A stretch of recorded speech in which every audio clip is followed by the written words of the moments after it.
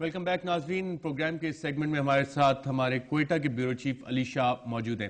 علی شاہ صاحب، کیا شاہزین بگٹی وہ واحد شخص ہے جس کے پاس اسلحہ ہے بلوچستان میں، یا وہاں پہ جنرلی ایک کلچر ہے کہ ٹرائبل چیفز ہیں وہ اسلحہ کیری کرتے ہیں؟ یقیناً شاہزین بگٹی جو ہے وہ واحد شخص نہیں ہے جس کے پاس غیر قانونی اسلحہ ہے.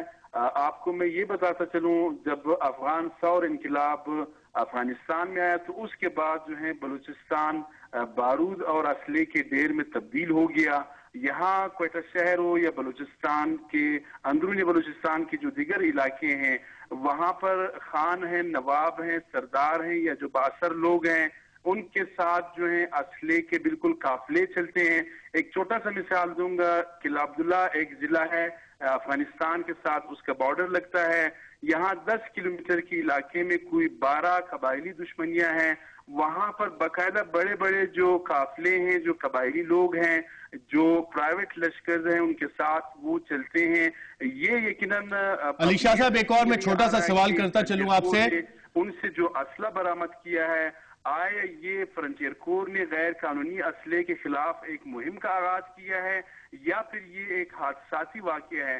تو بلوچستان میں اس کے سرکمسٹانسز بھی علی شاہ صاحب چیلنج ہو گئے. میرا آپ سے اگلا سوال یہ ہے کہ شاہزین بگٹی کی گرفتاری کے بعد بلوچستان کے حالات اب کس طرف جائیں گے؟ صورتحال یہ ہے کہ بلوچستان میں اس طرح کے واقعات رونما ہوتے رہتے ہیں. گزشتہ 10 سالوں سے بلوچستان جو ہے یہاں پر بے چینی ہے، یہاں پر ٹارگٹ کلنگ کے واقعات ہوتے ہیں، اغوا برائے تاوان کی وارداتوں میں کافی اضافہ ہوا ہے.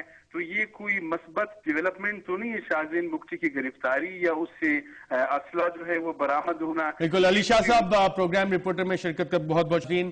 ہم نے آپ کو وہ سرکمسٹانسز دکھائے جس میں شاہزین بگٹی کو گرفتار کیا گیا، اس میں سیکیورٹی اہلکاروں کا کیا کہنا ہے، اور سیکیورٹی اہلکاروں کی جو کنٹینشن ہے وہ چیلنجیبل بگٹی قبائل کے مطابق کس طرح سے ہے، طلال بگٹی کے مطابق، جو کہ اس میں کچھ اور عوامل بھی دیکھ رہے ہیں. لیکن سوال یہاں پہ یہ کہ جو بلوچستان کے حالات 2005 سے خراب ہونے شروع ہوئے ہیں، ابھی تک اس میں کوئی خاطر خواہ تبدیلی بہتری کی طرف نظر نہیں آ رہی، اور ارجنسی کا ایک سینس ہے جو کہ پولیٹیکل لیڈرشپ فیل کر رہی ہے، لیکن آن دا گراؤنڈ سچویشن امپروو کرنے میں بہت کچھ درکار ہے. آج کے لیے ناظرین اتنا ہی. اجازت دیجیے گا. اللہ حافظ.